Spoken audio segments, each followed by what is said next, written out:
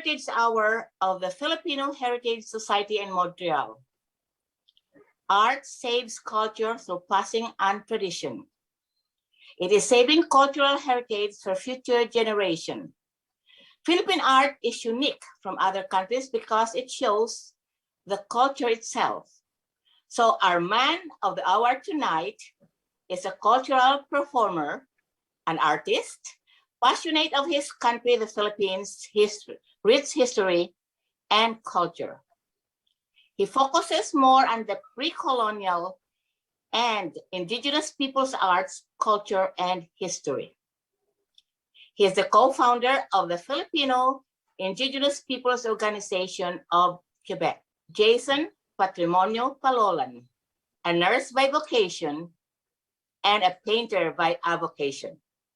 So tonight's panelists, we have officers of the Filipino Heritage Society of Montreal, Kimberly Gulcha, the Outreach Program Director, Elma Bulatao, one of our administrators, Paul Imperial in my far right, our auditor, and musical director of the Panday Tinig Choral Ensemble. Jason's cultural and historical themes, your painting becomes your signature. So, what is the main inspiration of your artwork, especially your style of painting? First of all, I want to greet everybody. Good evening, maayong gabi, naimbag nga rabi kada kayo amin, gawises ng kada kayo amin.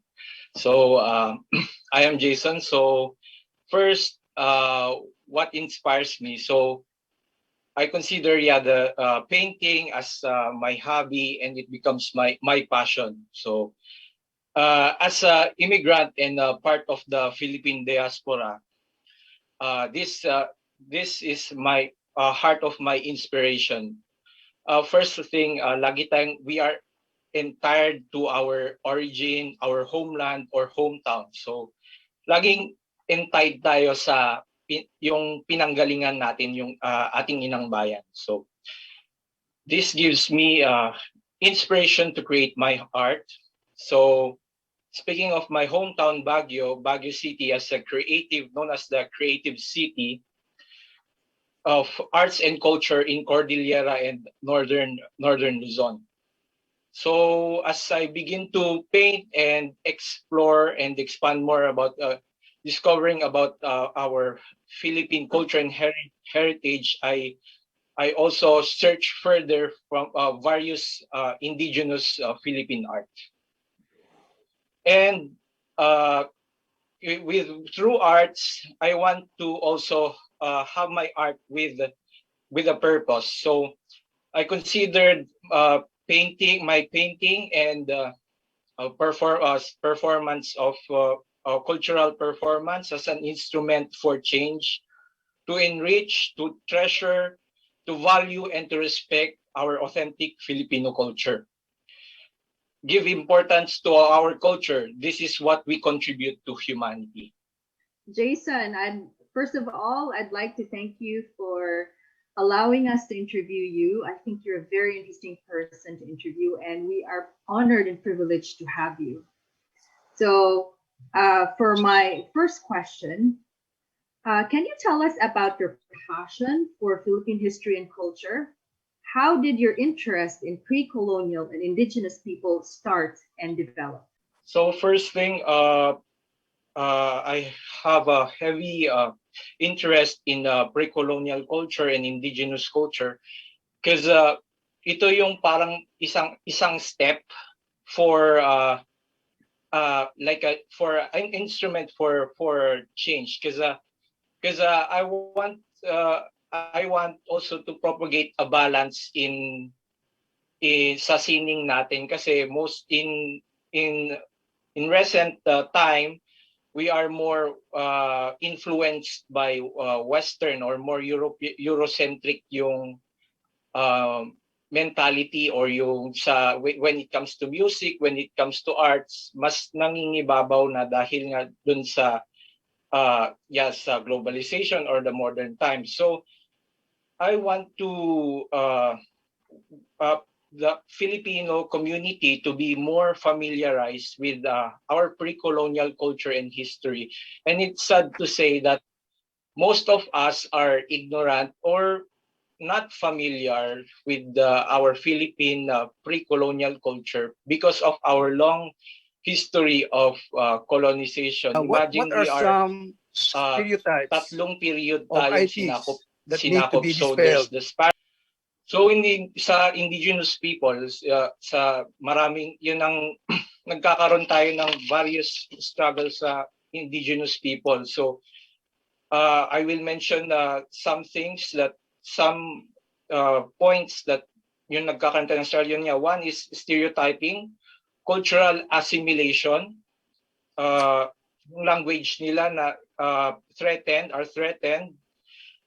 There's colorism, there's land grabbing of ancestral domain, and naging exoticize or sinasabing tokenism, parang ginagawang as a show. So that's a kind of stereotyping. So for example, kapag yun nga sa Cordillera, kapag sinabing igorot, you mas parang ginagawa na lang show siya. Tapos pag or yung stereotype na when you say that you're Igorot or you're a Badjao, they're considered as lower class. Most are marginalized. Kino-consider na backward because of the long history of yun nga ba yung colonization sa ating bansa. So nag-change yung mentality natin when we heard about indigenous. They said it's backward, it's prehistoric, but it is not. It's the people itself. Yeah, apparently the new generations of the ITs, partly they are struggling even to understand their heritage. Do you learn about your heritage in high school or elementary? Some schools, especially in regional areas, they have indigenous schools. They integrate programs to refresh, to teach the children about our culture and tradition. For example, during my high school years, we're taught to play the gongs, the indigenous instruments, and introduce the traditions and practices in our city in Baguio, because Baguio is considered as a indigenous place. So yun, merong mga schools. So I heard also in Iloilo, they also have their indigenous schools for the Suludnons, and also in Davao, in the universities, they have also teaching the traditions and cultures of Moros and Lumads. But it's a step for change and to preserve and continue our Philippine culture. You have stated one of your missions here in Montreal is to promote the Philippine culture. So my question is, what have you done since your arrival in Montreal in 2012? That was 9 years ago. What activities did you go to promote the Philippine culture here in Montreal? So first, when I began to be exposed in Filipino community, so I start to find the connection from Filipino grassroots communities. So I found the group Migrante Group and Anak Bayan Group to start.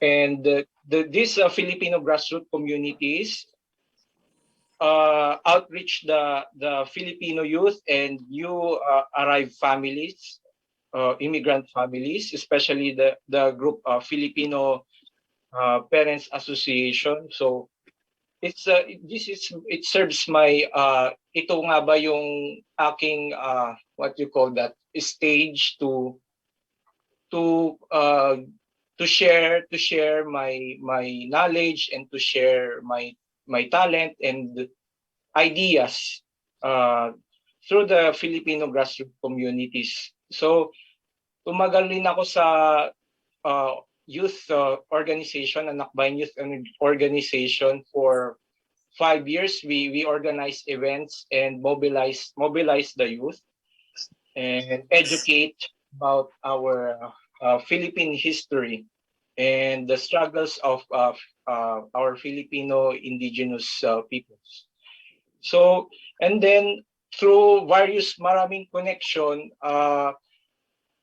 meron rin sa international community rin, we have also exposed to yung Nuestro Americana event. It's a Montreal event celebrated during August, which is the International Indigenous Month. How can Philippine art be a tool to decolonize, for decolonization? How can it be?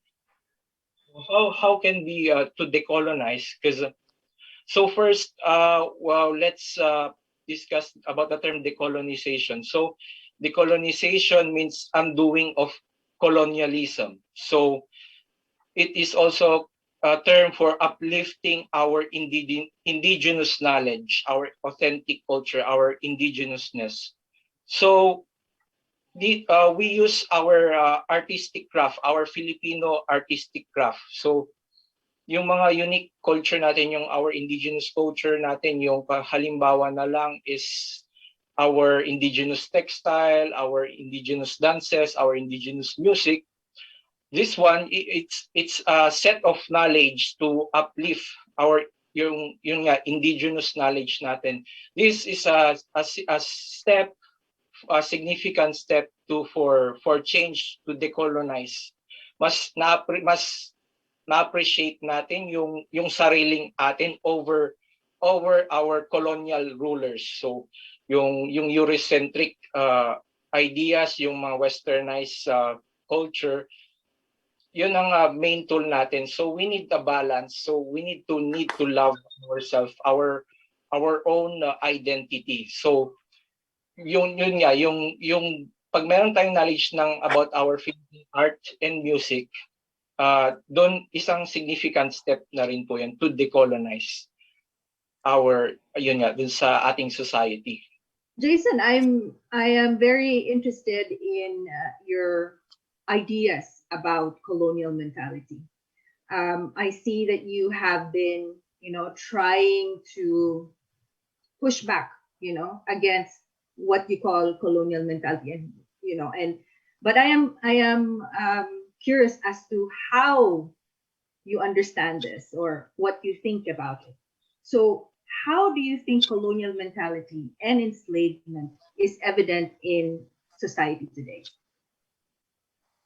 So yeah, colonial mentality is, I can give some various example that it's manifesting till today yung colonial mentality. So colonial mentality, when we say, is internalized attitude of ethnic or cultural inferiority felt by people as a result of colonization. So I'll give one example. For example, the preference of mestizos or white. So we are preferring the features of the European, like we are doing skin bleaching. Then we are praising much about yun nga ba yung, kasi because of our education system is based on the foundation of American system, Americanized ang education system natin. So we praise more of yung mga fluent more in English speakers, mga English speakers. So yun yung isang colonial mentality natin. So if you're speaking fluent English, sinasabing upper class, you're professional. So it's praising again in the Eurocentric idea instead of minamahal natin yung sarili nating lengguwahe. So yun yung nagiging overpowering, overlapping sa instead of our own culture. So it becomes a submission to the colonial. We are submitted to the colonial norm, or yun yung nagiging standardization ng culture. So when it comes to approach of formality, we use the standards of the Eurocentric ideas. So which is sad to say. So yun ang predominantly na nangyayari sa society natin, that we need to love and we need a balance. So I will cite an quote to mark it in our minds, that according to Kenyan Wangari Maathai, sabi niya dun sa kanyang quote, kasi Kenya was also colonized by Europeans, you cannot enslave a mind that know itself, that value itself, that understand itself. So if we value ourselves, if we understand ourselves, we are not being slaves. So it's a step that we need to understand and value our own our indigenous culture. You mentioned once about community, as part of the arts and culture. You mentioned about community dance. Now, apparently, there's a dance that you call tayaw. You're familiar with that? Yes, I am familiar with the tayaw. Yeah, it's Yeah, a and Ibaloy. apparently the new generation of IPs can really perform that dance. Is that correct? Is that dance always being performed, or it is not being performed anymore? It's performed in special occasions, in wedding occasions. Yeah, I'm familiar with that tayaw. First, tayaw is a dance of it's a courtship dance of the Ibaloy people. It's a marriage dance. So yun. And then as you mentioned that, yeah, we have a lot of languages in the Philippines.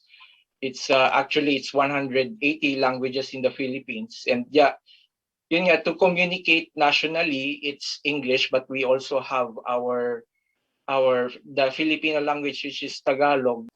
Yeah, and I noticed that in your painting you have incorporated the colonial system of language, which is Baybayin.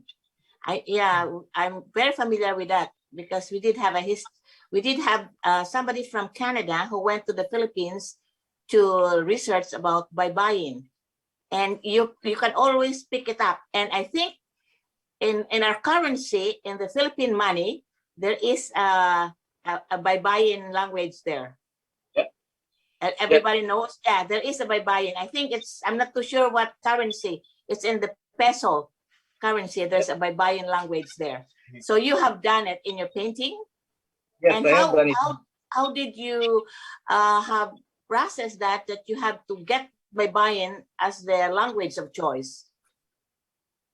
Baybayin. So Baybayin is a writing system from the Tagalog people. Actually, yun nga yung Baybayin, it's an evidence that in our pre-colonial culture and history, we have our own writing system. But as a matter of fact, it's only not Baybayin is our only writing system. In other regions, there's also writing systems like the Mangyas, the Hanuo writing system, the Tagbanwa writing system. We have also in Ilocanos, but they're not familiar, the Cordillera writing system, and also in the south, the Jawi writing system. So it's very interesting for me, because we have our own literacy, we have our own civilization, we have own kingdom. There's kingdoms existed before the colonial times. So yeah, I'm really very interested in painting the Baybayin. So I'm familiarized with Baybayin during my primary and secondary education. There's where teach us to syllabicate the Baybayin. So today, I'm happy that most young generation, they now starting to learn how to write Baybayin.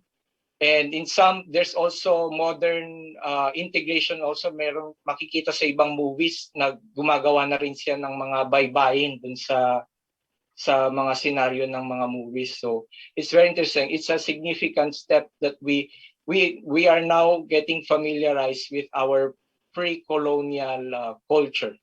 But again, it's not baybayin yung only writing system natin. Meron rin tayong mga iba-ibang writing system sa Pampanga, sa Ilocos, sa Palawan. So yeah, it's very interesting. So yeah, we need to learn and more explore about it.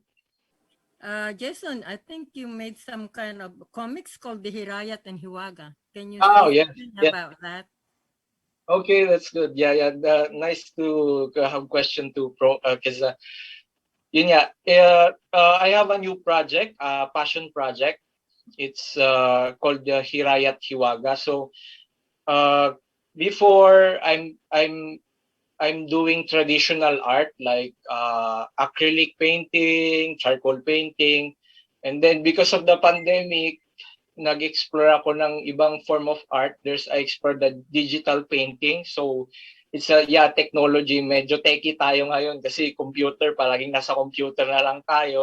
So explore ko ang digital painting. So I'm starting a passion project called Shirayat Hiwaga Comics. So when I started exploring digital painting, they use this medium to create their comics in webtoons. So it's a good step also to integrate sa yun nga yung old yung pre-colonial tradition to the modern time. So yung Hiraya Hiwaga project is I want to integrate a story about our pre-colonial culture and our colonial past and our present struggles and future. So I want to connect a story between the past, present, and future.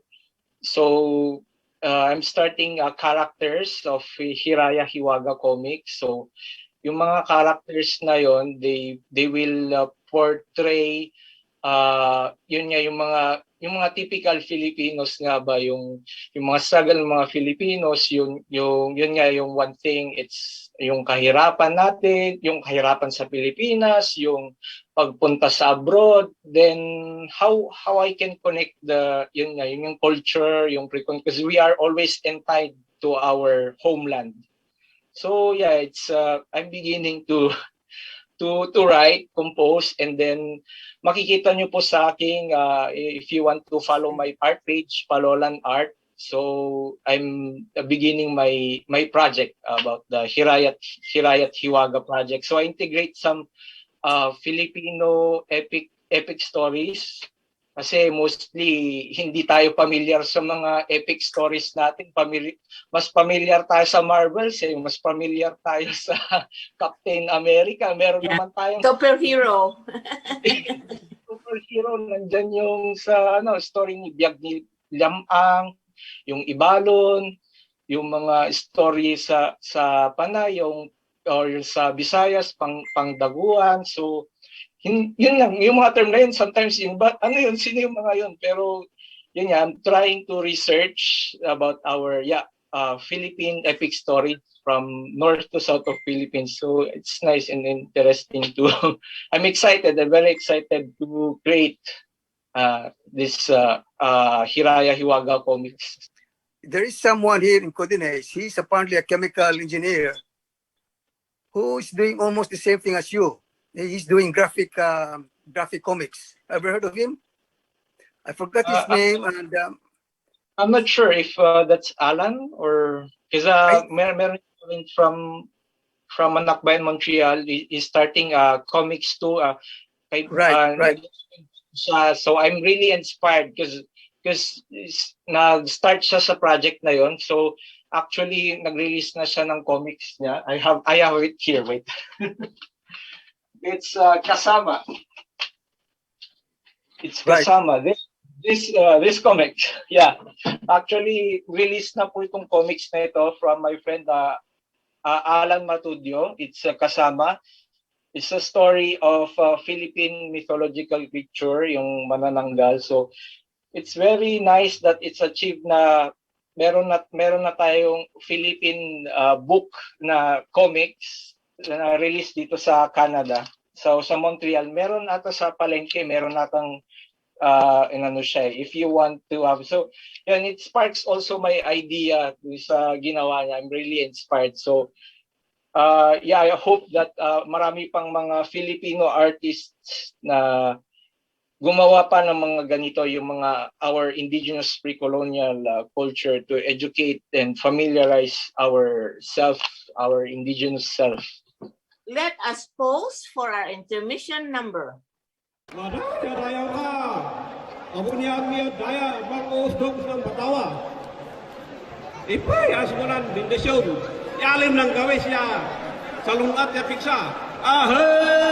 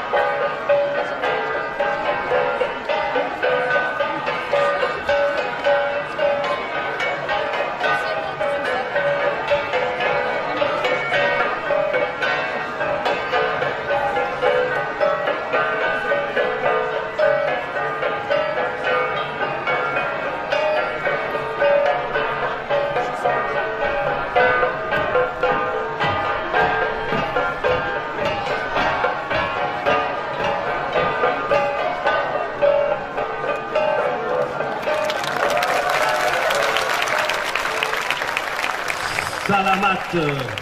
Merci beaucoup. Organisation Philippine des peuples autochtones au Québec. So now, because we just had a break, maybe can you share with us the traditional nose flute or your kaliling that you have? Can you give us a musical number? Sure. So I prepared here for you the instrument kaleleng. Kaleleng. This one is the nose flute, and also the instrument, the jaw harp. The jaw harp, it's called the Kubing. So I'm gonna first play the kaleleng, or the Kalinga people called it tungali. So itong tungali kaleleng is indigenous instrument found in Cordillera. So in the Cancanais, in Kalinga, and Itnags, they use this instrument as for courtship, yung pagliligawan, or kapag nalulungkot, it's a merriment, parang meditation ba pag piniplay nila tong instrument. So they play it through the nose, nose flute. So it produces its sounds, depends the angulation of the nose. Of the Sa breathing. angulation mo siya dito. Tapos minsan lalagay sila ng bulak or leaf dito sa other nose to improve the resonance of the sound of the kaleleng. So I will have the demonstration.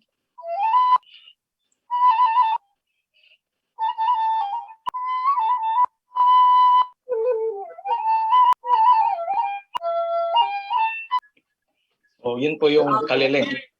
Yeah, this is the jaw harp, or they call it the talking instrument, because you can it's a courtship instrument also, because sa courtship instrument pag nagliligawan sila, kasi nung pre-colonial times hindi sinasabi directly kung mahal nila yung person, so they use it through the music, through the music. So it's a talking instrument because for example I can say A-E-I-O-U in the instrument. So they read the message. I say I love you. So it's a communicating instrument. So this is the kubing. Kubing is found not only in Cordillera, it's found most region of the Philippines. They called it kubing, subing, yung Kalinga, Ayoding, Karuding in Maranao. So there's also in Maranao, there's also in the Lumad people, there's also in Palolan and in Cordilleras. So I'll start to play the instrument.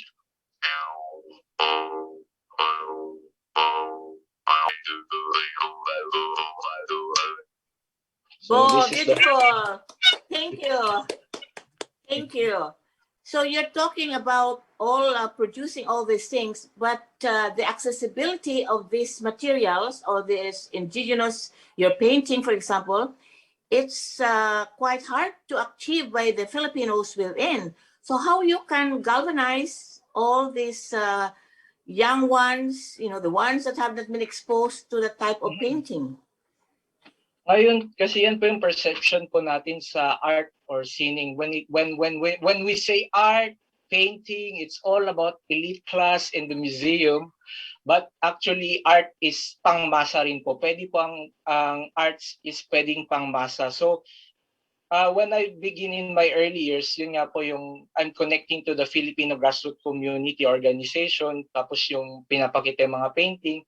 Pero ngayon po, dahil po sa access po ng technology ngayon at social media, marami na pong na-familiarize sa yun nga pag-access ng art. So ginagamit ko na rin pong platform yung social media sa Facebook kasi everybody have already computer and cell phone, and pwede na rin, meron na rin yung digital marketing ng mga painting. So nagiging accessible na siya sa mass yung yun nga po yung pag-promote po ng art po natin. So there's a lot naging huge option siya to yun nga sabi nga galvanize, to access to Filipino youth. So yun nga po, ang one thing na very important po is to support po yung mga local Filipino artists po natin, so that we can magtulong-tulong po tayo to promote po natin yung math skills, yung talent, at saka yung culture po natin. So yeah, it's to galvanize. Yun nga po sinabi nyo, to galvanize. To galvanize is to support the Filipino artists, local Filipino artists. So, and as an instrument also the social media, kasi yun nga limited po. Yun po yung aking platform to access nga po sa arts. Jason, let me tell you how much I commend your work. For me, it's very impressive, all these things you do to promote Filipino culture. Congratulations. So I'm curious, what keeps you going? What keeps me going? It's innate from me, like a passion. Like it's a because for me, art is therapy. For me, therapy. It's my therapy. It's when I feel homesick, when I feel depressed, I usually reminisce and always entitle my happiness on my homeland, and then through this namamanifest ko sa paintings ko. So I'm keep going. It's my passion. Doon ako nabubuhay. It's my passion. Yun nga, it's conflicting to me because sinasabi nila I'm nurse by profession, natapos ko nursing. How come ito yung mga ginagawa mo? Kasi this is really my main passion. So again, I'm also a victim of yun nga colonization and colonial mentality, because sabi nga yun yan, may narinig ako mga Filipino documentaries, if they have identity crisis to find their career sa Pilipino, ang option na lang niya mag-nursing ka na lang para magtrabaho ka sa abroad. Aanhin ka ng arts mo, nilalangaw lang naman ng arts, di naman ka dyan kikita. So, yun sa abroad. So, I'm what a victim of that. But I learned to love also, to love the nursing naman, syempre. I'm not down, but salute talaga kasi tayo ang dominate sa nursing profession. But also, yun nga, to value your passion, to value yourself. So, it's a self-care for me, yung doing this art. Jason, I know that in the Visayan languages, many Spanish words are integrated and adopted. I am curious, is this the same case in northern languages where you are from? Yes, it's the same case also, because I give example, because Ilocano is the lingua franca or the common language in northern Luzon. So there's also words that are also integrated. Some Spanish words are also integrated. Like for example, tomar is to drink, ag tumar ka. So there's Spanish influence. Basically, most of the language from the lowland areas, they are more Hispanicized, so integrated. But when you come to the north, to the highlands of northern Luzon, it's less integrated yung Spanish language. But because of missionaries and trades of nagtitrade yung mga Ilocano at saka yung mga Highlanders sa Cordillera, so na-trade na rin yung language, yung Ilocano language. There's also the influence of the Spanish language. But sa Cordillera, hindi lang na-invade ng mga Spanish because of the strong resistance dun sa Cordillera region, kasi meron silang matibay na political system sa Cordillera resistance. But unfortunately, when the Americans came, doon na yung merong more integration of the English. What challenges did you meet when Yeah. trying to promote your indigenous culture here in Montreal? Various problems siguro mga na-encounter ko is first is when it comes to outreaching people or organizing. Yun nga po yung organizing event, kasi here in Montreal, so naman na like we have the work lifestyle. So mas maraming busy, mahirap mag-organize to outreach kasi one big excuse is we have no time because of the work. Of course we priority work. So but I'm trying also to find alternatives, like yun nga it's a platform for social media. And then also one thing is yung unity, the struggle of unity too, because yun nga sa Filipino community natin, may yun nga ang problema sa atin, yung unity, kasi meron tayong sense of yun nga competition and regionalistic centered kasi tayo, kaya yun, gagawa na lang kami ng organization namin kasi kasi dito ganon. So kasi hindi na ignore kami parang ganun. So gumagawa, it's yun nga, nagiging ang problem is we become clannish instead of there's unity, including in our region to sa Northern Luzon. So yung organization ng Cordillera to, they have also struggled to unite kasi yun nga, there's the competition also, and yun nga yung grouping clannish to. So for example, meron from organizing from Kalinga, organizing from Benguet, so naghihiwalay sila. So it's difficult. Yeah, that's the struggle also, yung unity talaga. Then the third thing I encountered is in my artistry. Kasi sa artistry, kailangan maging politically correct tayo kasi I need to be cautious, or I need to be cautious of what I'm doing and be aware, and you need to research kasi pwede mong ma-deviate yung ginagawa mong culture and yun nga, cultural appropriation. So but me, I considered myself in the birthplace of Cordillera because I'm born from Baguio City, but my blood is not full Highlander. 1/4 lang ko Highlander kasi yung father ko is only 1/4 of him is Itneg, and then I am dominantly Ilocano. So mas nire-recognize sila akong Ilocano kaysa yung indigeneity ko, pero lahat naman tayo, we consider ourselves indigenous to our homeland. So yun ang nagkakaroon ng mga misinterpretation when I'm doing artistry kasi you need to be politically correct. You need to be cautious about that. So yun yung tumatak sa akin to be aware about it.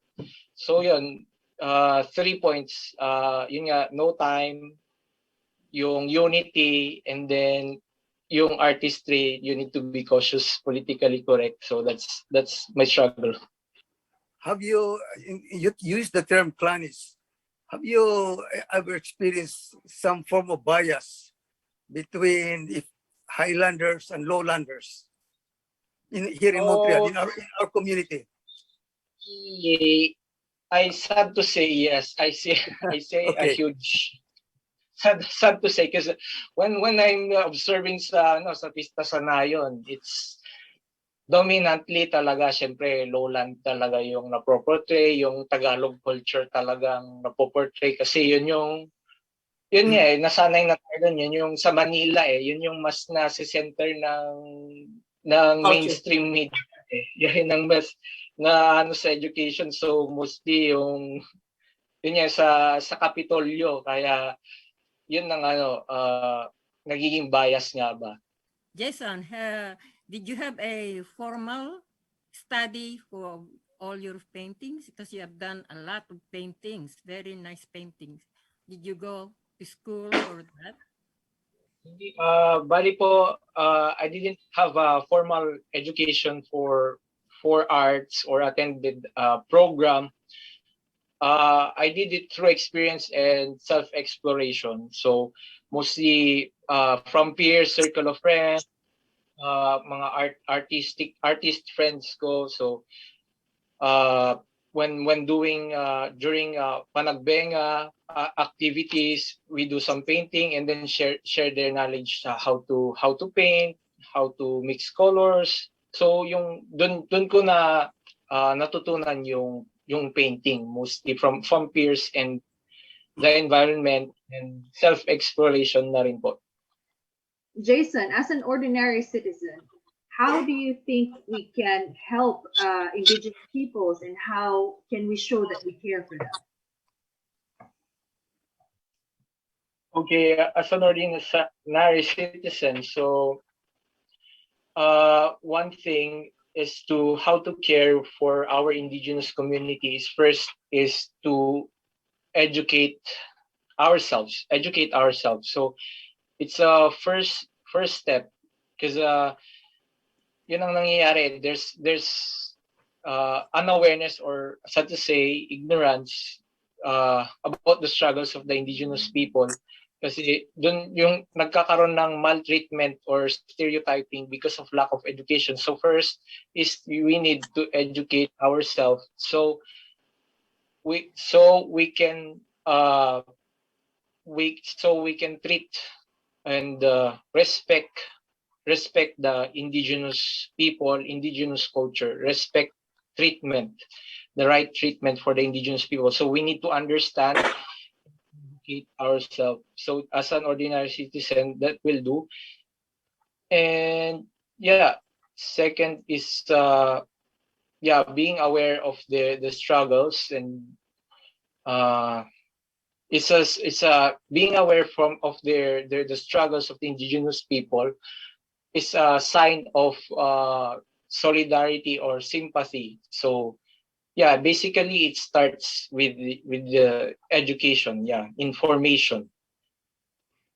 So para masuportahan yung mga indigenous people natin, and then that's the thing. That's a main step for ordinary citizens. How do you see the survival of the indigenous people in the near future? I see that there's a strong preservation of culture because of the educational programs sa community, sa schools, and awareness because yun nga na-integrate sa mga schools, and I see that a lot of people now are in the Cordilleras are starting to explore their practices compared before when I watch and observe. They said during 1970s, 1980s kung nagpa-practice ng traditional culture comparing today because of the integration of the IPRA Act, yung Indigenous Peoples Rights Act sa Pilipinas. So na-integrate na sa education. So there's a significant good step, positive step na ma-preserve yung indigenous culture.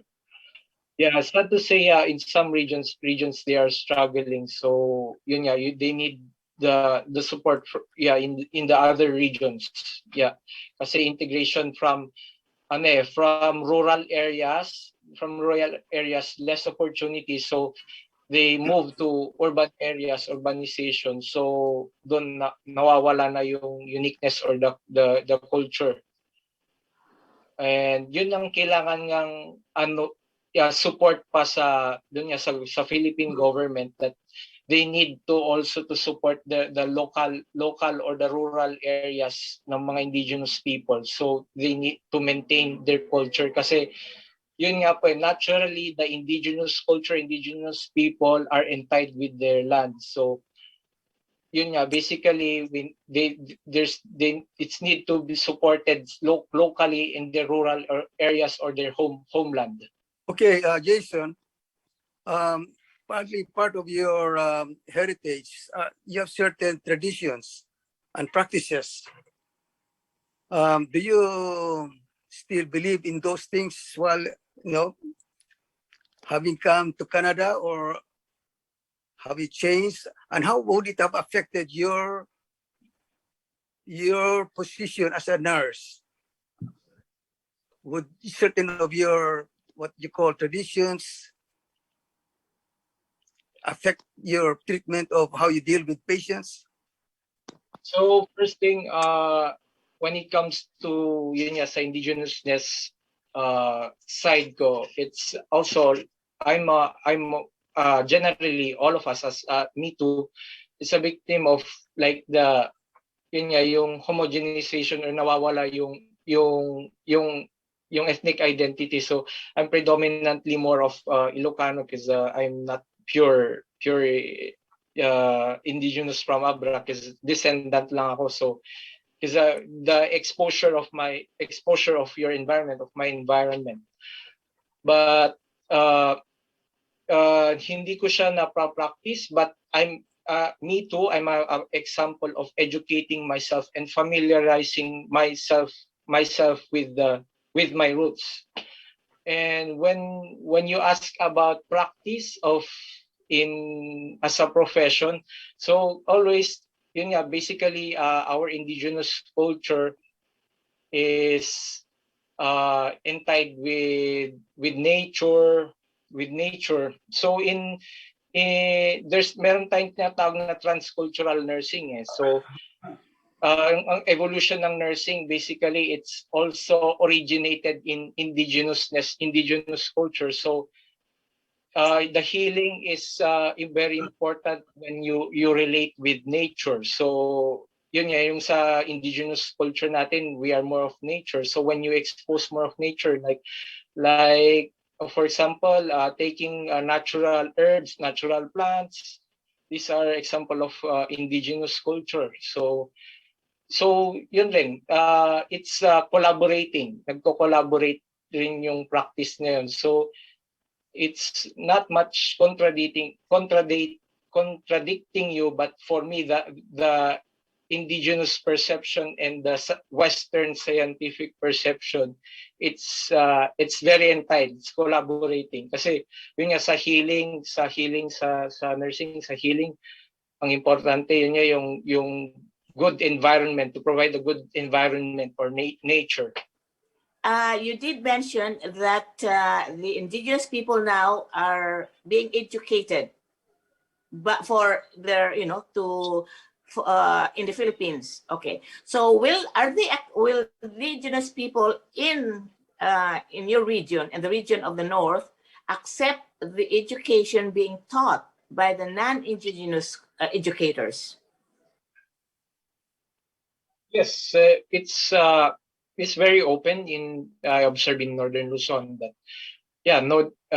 non-indigenous people accept in the long history of in the Northern Luzon, the indigenous people, there's the collaboration of the non-indigenous people in Cordillera, the Ilocanos, and the relationship of the Cordillerans. So there's the acceptance of education exchange of education of the non-indigenous and indigenous.